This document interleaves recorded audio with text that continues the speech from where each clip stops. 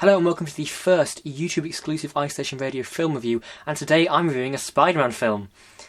So I haven't got much option there. Okay, well it's not one of these ones. It's not actually one of these ones, and it's not even one of these ones. So which Spider-Man film is it? Oh yeah, it's that one. Isolation Radio.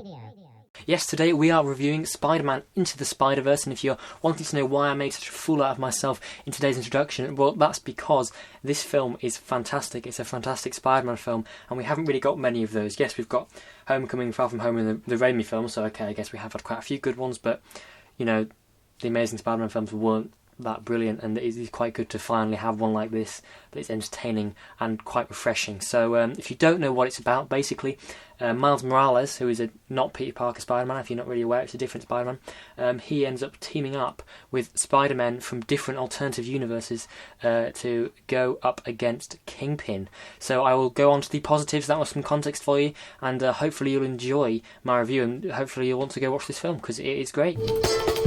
Isolation Radio.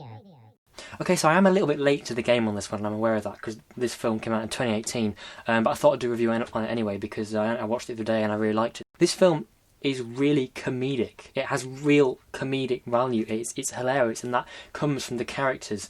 For example, the Peter Parker in this film is a little bit lazy.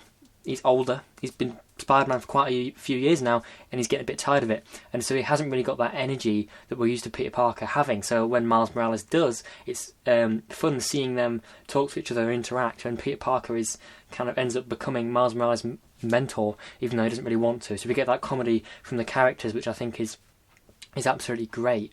Another great aspect of this film is the animation. The colours were just, they felt like they were exploding off the screen. You know, a lot of animations have lots of vibrant colours and things, but it was just so cleverly done because it looked like you were watching a comic book. Every now and then it would go into like panels from a comic book, and you'd have little titles and thoughts from the character's head, or little written sound effects that would pop up for a few seconds because it's animation. There's one example, it's a slight spoiler, but doesn't spoil any major plot points, it's just a funny joke. I think one of the characters throws a bagel and it hits one of the background guys, and the word bagel pops up for like 2 or 3 seconds and then goes back down again. So yeah, the animation is great, the comedy is great, the characters, again, as I briefly touched on Peter Parker earlier, the characters are like Spider-Gwen and Spider-Man Noir, who is voiced by Nicolas Cage. They bring a lot of humour as well, but they also bring this sort of sense of teamwork that isn't the Avengers. It's all these different Spider-Men from different universes, and it works really, really well. Okay, so also, touching on characters again, the villains were really cool.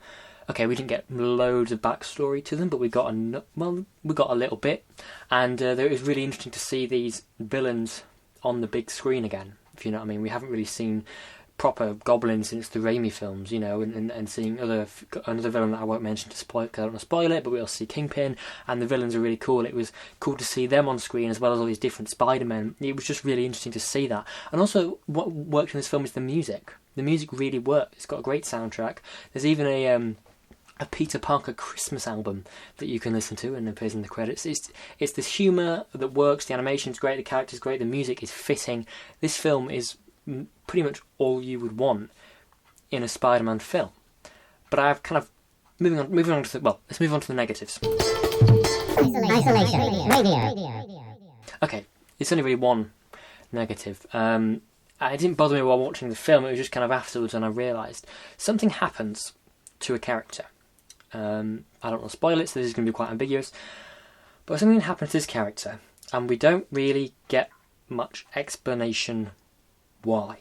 We don't know why this character is... what happens. It's really difficult to explain it, being ambiguous, but something happens to a character, or to do with the character, and it's not hugely explained. And after reflecting, I kind of wanted more explanation. Whether we'll get that in the sequel, I'm not sure. But that was kind of my only negative for the film, is that something happened that I wanted a bit more explanation on, but didn't get. Then again, I understand maybe why. It's, you know, if you think of how many characters they were having to introduce to us in one film, as well as the villains and the story, and, you know, Miles Morales' sort of journey into becoming this new Spider-Man, it's understandable why they didn't explain everything fully. So it's understandable, but when reflecting on the film, I was talking to Jack about it, I kind of wanted to know a little bit more about why this character that happened, but that was my only negative for the film. Isolation Radio. Okay, so that was my Spider-Man Into the Spider-Verse review. Very short because there's not that much to say. It's a great film. Normally I rate films out of 5 or series out of 5, but I'm changing it out of 10 because I think it's easier to get a scale and a broader spectrum. So I would give Spider-Man Into the Spider-Verse a 9 out of 10. Okay, so if you enjoyed this review, please subscribe to the channel and also listen to Isolation Radio every Tuesday, Thursday and Saturday at 3 PM at the link down in the description. Thanks for watching.